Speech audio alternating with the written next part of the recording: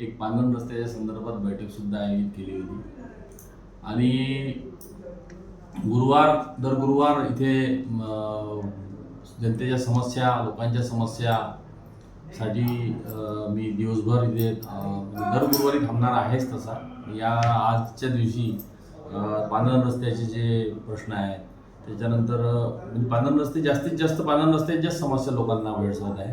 त्यानंतर नगर परिषदेच्या संदर्भातले काही समस्या होत्या, काही तहसीलच्या संदर्भात, रेशन कार्डाच्या संदर्भात, त्याच्यानंतर काही विकास कामाच्या संदर्भात, काही पंचायत समितीच्या संदर्भात, भूमी अभिलेखच्या संदर्भात अशा अनेक समस्या आज सोडवण्याचा प्रयत्न केला, सोडवल्या आणि निकालीसुद्धा काढल्या.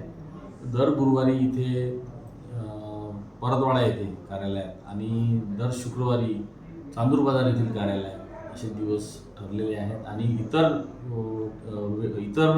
हप्त्यातून इतर दिवशी प्रत्येक गावातील समस्या तर होणारच आहे. प्रत्येक गावात जाऊन किंवा लोकांच्या माध्यमातून, कार्यकर्त्यांच्या माध्यमातून, पदाधिकाऱ्यांच्या माध्यमातून समस्या सोडवण्याचा प्रयत्न करणारच आहे.